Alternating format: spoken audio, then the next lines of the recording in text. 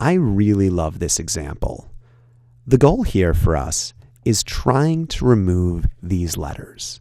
And the reason that I love this example is it took me, I want to say 35 minutes to figure out the best way to remove these letters. Let me show you why. My first attempt, as always, was to use the stamp tool. Or actually the healing brush. So originally I was thinking of using this as an example of like, hey, look how great the healing brush is. Stamp tool terrible. Go to the healing brush. Wowie, wowie. Totally fixes it. And I wanted to kind of go from here and just kind of fix everything. But the issue with this is it curves. So instead of being able to just be like, look at all these letters, that's not going to work. So instead you need to do just a little bit of at a time. And a lot of time people think that they're able to make like one big stroke and they're good to go. And it rarely works that way. Normally it's just a lot of little strokes.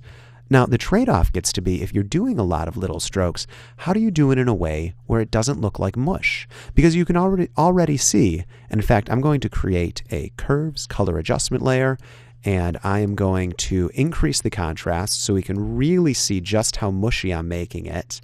So, this is great. Look how terrible that looks. You really can see the mistakes here. It all comes out right here. So I'm going to use this, and if we can get it looking good with this color adjustment layer applied, it will hopefully look amazing once we take this color adjustment off. So you can see that I'm just doing a little bit of a time, and while the colors are more or less looking pretty good, it's also looking like mush. Like this is all completely inconsistent. Look at these smooth things over here, but here all of a sudden it's like, it looks terrible. It's just gross. And that's something that can happen.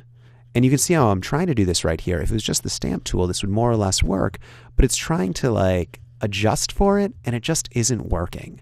So there's some images that you think are going to be pretty easy images to fix, and once you get into them, once you really start trying to fix them, they're just not worth it. And this was an example of an image that I think actually applies there. Like, well, I thought removing this text would be easy, and you can see how I'm like doing all right. Getting this to a perfect place is going to be close to impossible. So I'm going to create another, and I'm just going to try, and basically I'm just going to do little strokes with my only goal being, will this look better than what it was before? If I do little strokes with the healing brush, will it fade it so much that you're no longer able to keep attention? Because the first pass looked terrible, but by doing these like small little strokes, the healing brush slowly turns it into just one big fade. And again, I tried this a lot of different ways before figuring out that this was the best way to approach this image. I tried to do something where I copied from one part of the image, rotated it down, and then copied and pasted from there. That was a huge fail. I tried another technique where I just tried to do one broad stroke with the spot healing brush because I thought the fade would be more than enough to keep it going. And essentially in the end, I needed to do it this way, which is the hard way. So I'm just going in and I'm doing little strokes. And what we have right here, it's still mushy. Like this looks pretty mushy to me. The difference between the smoothness of here and the mushiness of here is pretty blunt, and it's really clear with this color adjustment layer. But if we take off the color adjustment layer, it suddenly looks pretty good. So that's one of the advantages of using this color adjustment layer. If you get it looking good with a extreme,